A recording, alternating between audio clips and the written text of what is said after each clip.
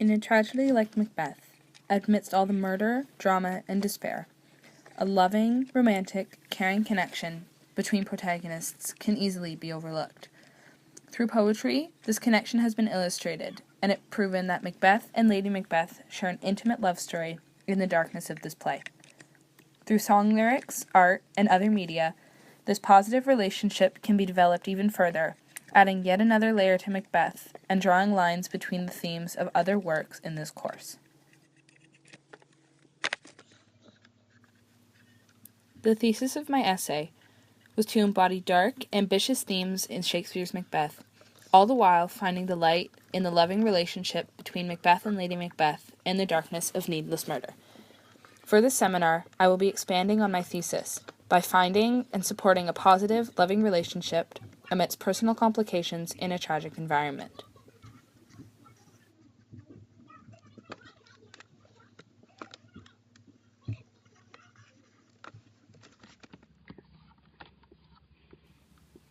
To further illustrate my thesis, I will be using 3 works of media: a song, a work of art, and an analogy. The first is a song entitled Xavier by the Submarines.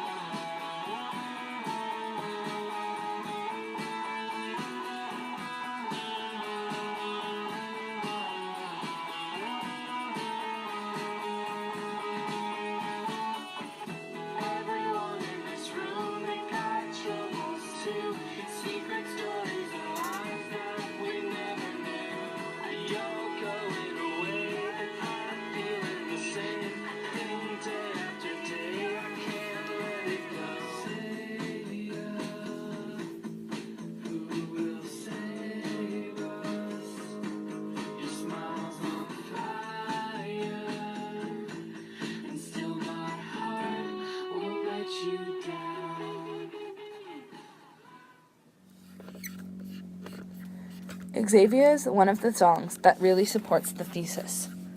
The strongest example are the lyrics, "I don't want to be your favorite enemy, not when I could be loving you instead.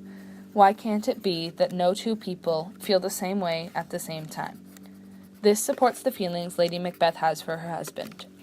Lady Macbeth and Macbeth have the same ideas about killing Duncan, but as Macbeth descends into madness, their ideas change. As an example, Lady Macbeth is not included in the plans to kill Banquo in Lady Macbeth. Despite all this, even when the play's protagonists have different thoughts, they maintain a relationship and a connection based on love and support.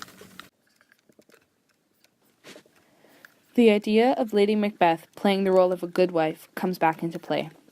Lady Macbeth loves her husband very much, and as the song quotes, she does not want to be Macbeth's favorite enemy. She supports him and loves him and comforts him, even until the very end of the play, as he tears himself and his life apart.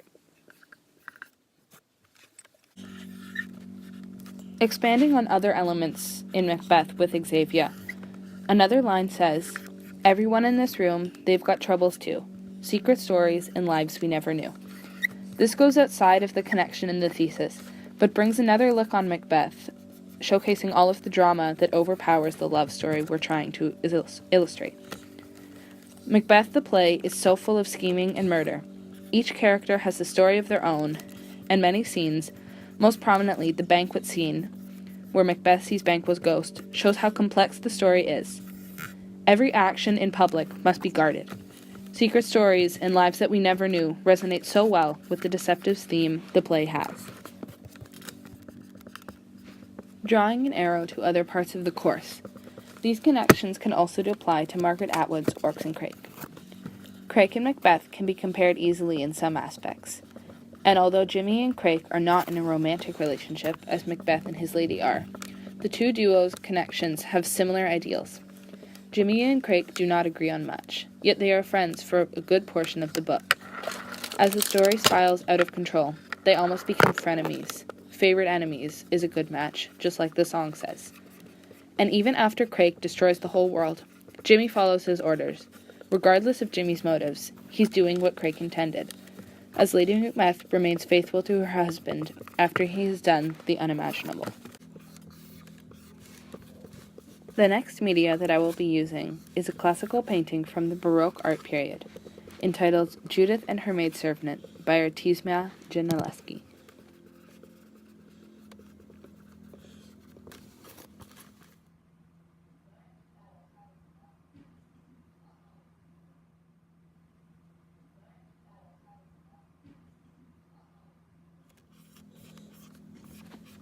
Judith and Her Maidservant is a painting that depicts the aftermath of a violent act.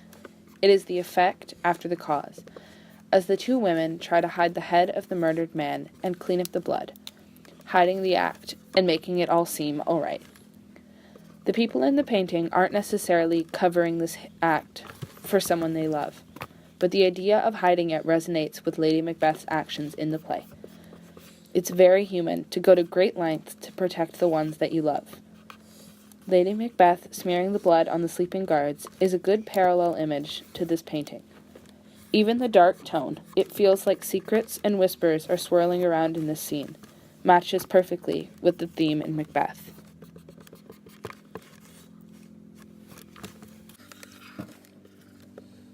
Depicting the consequence of this violent act, rather the act itself, is strongly ironic to Macbeth. The consequences of ambitious, reckless actions is a theme explored in the essay. In the poem George Grey by Edgar Lee Masters, a line says, "Ambition called to me, but I dreaded the chances." Like a young child, or a stressed-out, sleep-deprived, exam-cramming teenager eating a lot of ice cream. It's all good and fun until your stomach hurts. Macbeth knows of the consequences of his actions. His stomach is going to hurt really bad. But he murders Duncan and Banquo and Lady Macbeth anyways, and the guilt of his consequence to come is what kills him.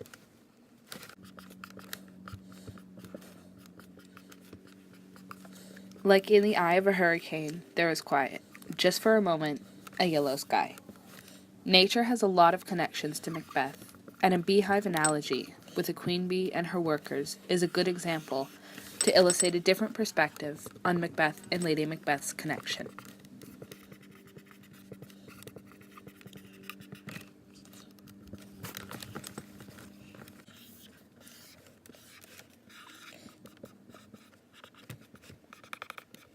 In the busyness, the messiness, the hundreds of bees working together, crowded in a beehive, honey is still being made. Just like in Macbeth, through the tragedy, the chaos, the murder, a romantic connection blossoms. The order in the beehive is to be credited for the dynamic between the queen bee and the worker bees. The queen bee and the worker bee can be compared to Macbeth and Lady Macbeth in Shakespeare's play, but through two separate comparisons.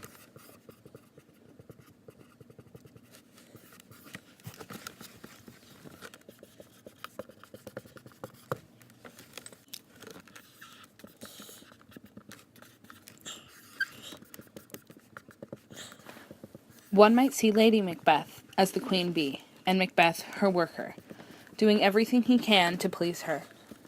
Be a man, be a good husband, even if his idea of being a good husband is so twisted. On the other hand, one might see Macbeth as the queen bee, and Lady Macbeth his worker, doing everything in her power to cover up for his mistakes and to make him look good.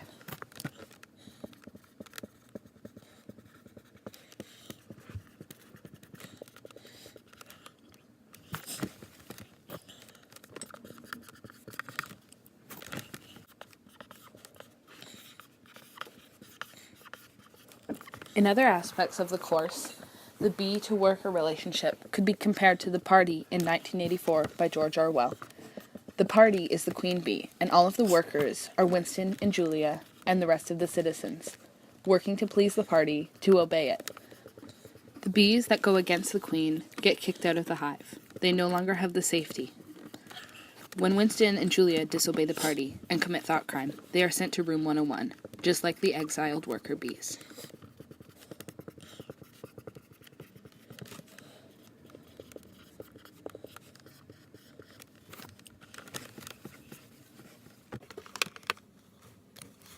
The thesis of this seminar has been clear: finding a supportive, loving connection in a relationship between two people in a tragic environment. This is most exemplary in Macbeth. The connection between Macbeth and Lady Macbeth is strong. They care very deeply for each other, even after all of the murder and despair in this tragic play.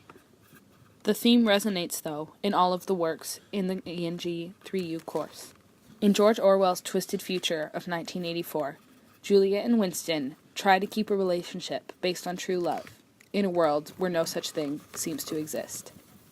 In the apocalyptic wasteland that is created in Orcs and Crake, Margaret Atwood seems to showcase the love versus hate relationship the anti-hero Jimmy has for his villain and friend Crake, all the while battling him for the broken girl Orcs that he wants to fix.